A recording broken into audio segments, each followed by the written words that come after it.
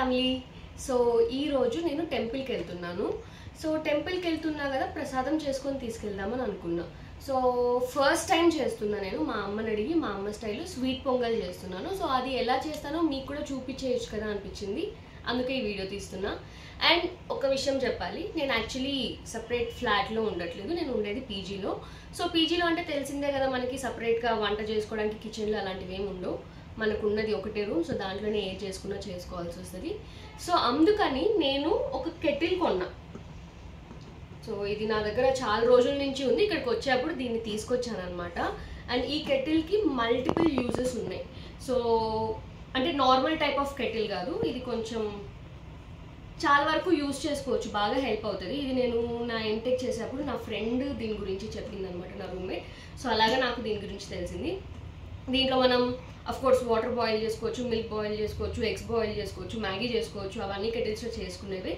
అలా కాకుండా మనం ఎక్స్ట్రాగా దీంట్లో మనం రైస్ వండుకోవచ్చు, ఇంకా చికెన్ చేసుకోవచ్చు, బిర్యానీ చేసుకోవచ్చు. ప్రజెంట్ ఇప్పుడు స్వీట్ పొంగల్ చేస్తున్నా. ఇప్పటివరకు అయితే మ్యాగీ వరకే చేశాను నేను కూడా, ఫస్ట్ టైం స్వీట్ పొంగల్ చేస్తున్నా. సో ఇలాంటి కెటిల్స్ ఎక్కువగా బ్యాచిలర్స్కి కానీ ఇలాగ పీజీలో ఉన్న వాళ్ళకి, పీజీలో ఉంటున్న మన ఓనర్స్కి తెలియకూడదు కదా, సో తెలియకుండా మెయింటైన్ చేయండి. నేను కూడా అదే చేస్తున్నా.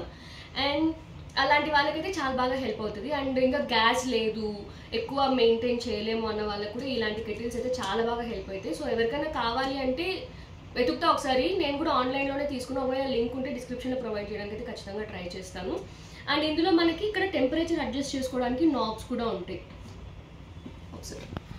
సో ఇక్కడ మనం టెంపరేచర్ని అడ్జస్ట్ చేసుకోవచ్చు, మనకి ఎంత హీట్ కావాలి ఆ హీట్ని బట్టి మనం ఈ టెంపరేచర్ని అడ్జస్ట్ కూడా చేసుకోవచ్చు. సో అకార్డింగ్లీ మనం కుక్ చేసేసుకోవచ్చు, ఏం ప్రాబ్లం ఉండదు. అండ్ సో ఇప్పుడు మా అమ్మ స్టైల్లో స్వీట్ పొంగల్ నేను ఎలా చేస్తానో చూపించేస్తాను. సో ఫస్ట్ రైస్ని వాష్ చేసుకొని సోక్ చేసుకోవాలి. సో నేను ఇక్కడ ఈ కప్ ఉంది కదా, ఈ 1 కప్కి రైస్ తీసుకున్నాను. సో 1 కప్ రైస్కి 2.5 కప్స్ వాటర్ వేసుకొని డైరెక్ట్ దీంట్లోనే సోక్ చేసేసుకున్నాను. డైరెక్ట్ మళ్ళీ ఆన్ చేసేసుకోవచ్చు కదా, మళ్ళీ వేరే వేరే బౌల్స్ అన్నీ అందుకొనేసి. సో 1 కప్ రైస్కి 2.5 cups water. And same cup మెజర్మెంట్తో బెల్లం 1.25 కప్. సో ఒక కప్ ఇక్కడ బెల్లం ఆల్రెడీ ఫిల్ చేసి పెట్టాను, దీనికి ఇంకొక 1/2 కప్ బెల్లం ఎక్స్ట్రా యాడ్ చేయాలి. అండ్ ఇలాచీ ఒక 2 ఇలాచీ సరిపోతుంది ప్రస్తుతానికైతే. అంటే దీంట్లో మా అమ్మ స్టైల్ అని చెప్పా కదా, మా అమ్మ పాలు వేసి వండదు, వాటర్తోనే వండుతుంది, కానీ టేస్ట్ చాలా బాగుంటుంది. ఒకసారి ట్రై చేసి అయితే చూడండి. ఫస్ట్ మనం ఏం చేయాలంటే రైస్ని ఆన్ చేసేసుకోవాలి. మనం ఆల్రెడీ సోక్ చేసి పెట్టుకున్నాం కదా, 1 cup rice 2.5 cup water. So ఈ రైస్ని ఫస్ట్ వండేసుకుందాం. సో రైస్ పెట్టేశాను, ఇప్పుడు ఆన్ చేసేసుకుందాం. సో ఇది కుక్ అయిపోయిన తర్వాత,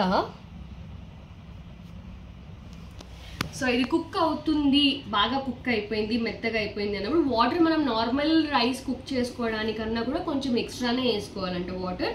సో కొంచెం మెత్తగా అయిపోయిన తర్వాత బెల్లం వేసుకోవాలి. సో రైస్ అంతా మనకు బాగా బాయిల్ అయిపోయే వరకు ఇక్కడ చేయాల్సిన పని అయితే ఏం లేదు, రిలాక్స్ అయిపోండి. రైస్ అంతా అయిపోయిన తర్వాత మళ్ళీ చూపిస్తాను నెక్స్ట్ ఏం చేయాలి.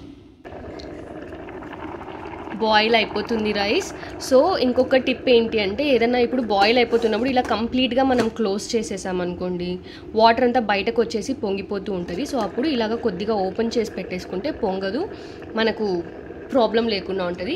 అండ్ ఆల్సో టెంపరేచర్ 100 degrees, మనకు మీడియం టెంపరేచర్ అది సరిపోతుంది, దానికన్నా ఎక్కువ అవసరం లేదు. 100 degrees would be more than enough. So చూసుకోండి, రైస్ బాగా ఉడికిపోయిన తర్వాత లైట్గా వాటర్ ఉండాలి. ఒకవేళ వాటర్ అన్నీ అయిపోతున్నాయి, రైస్ ఇంకా ఉడకట్లేదు అంటే మీరు ఇంకా కొద్దిగా వాటర్ కూడా యాడ్ చేసుకోవచ్చు, ప్రాబ్లం ఏం లేదు. సో ఇలాగా కొంచెం బాగా మెత్తగా అయిపోయిన తర్వాత ఇప్పుడు బెల్లం వేసుకోవాలి. సో బెల్లం వేసుకున్న తర్వాత రైస్ ఉడకడం ఆగిపోతుంది, అందుకు రైస్ అంతా బాగా మెత్తగా అయిపోయిన తర్వాతే మనం బెల్లం వేసుకోవాలి. సో 1 కప్ రైస్కి 1/2 కప్ బెల్లం.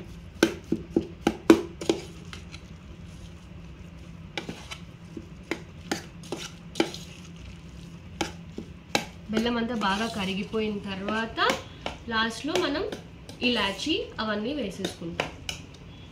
సో 1 కప్, ఇంకొకటి 1/2 కప్.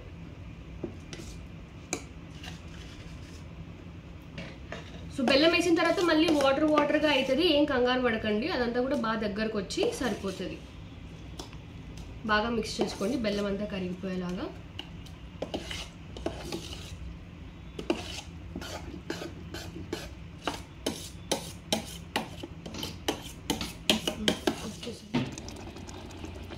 ఆల్మోస్ట్ అయిపోవచ్చింది. ఇంకొంచెం ఆ వాటర్ కూడా మనకి కొద్దిగా దగ్గరకు వచ్చేస్తే లాస్ట్లో దీని మీద మనం ఘీ వేసేసుకొని ఇలాచి వేసేసుకుంటే అయిపోయినట్టే. చూసారా, లైట్గా ఇలా మనకు కొద్దిగా వాటర్గా ఉన్నప్పుడు ఆఫ్ చేసేసుకోండి.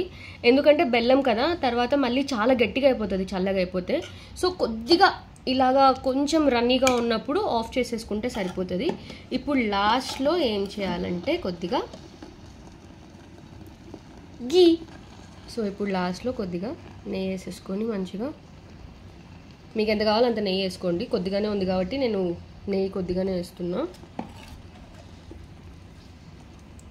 సో గార్నిష్ చేసుకుంటే, బాదం గార్నిష్ చేసుకుంటే అయిపోయింది మన sweet pongal.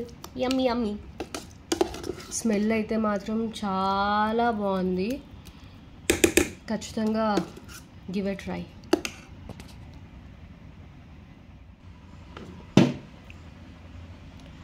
Ready. So yes, మన స్వీట్ పొంగల్ రెడీ అయిపోయింది. ఇప్పుడు నేను కూడా రెడీ అయిపోయి ప్రసాదం గుడికి తీసుకెళ్ళిపోదాం. సో ప్రసాదం రెడీ అయిపోయింది, నేను కూడా రెడీ అయిపోయాను. సో ప్రసాదం ఎలా ఉంది, నేనైతే ఇప్పుడు ఇంకా ఏం తినలేదు, ఎందుకంటే దేవుడి కోసం చేసింది కదా, ముందుగా టేస్ట్ చేస్తే అది ఎంగిల్ చేసినట్టు ఉంటుంది. సో దేవుడికి పెట్టిన తర్వాతే నేను టేస్ట్ చేస్తాను. సో అప్పుడే చెప్తాను మీకు కూడా అది ఎలా ఉంది అనేది. అండ్ ఇంకెందుకు లేట్, వెళ్ళిపోదాం గుడికి.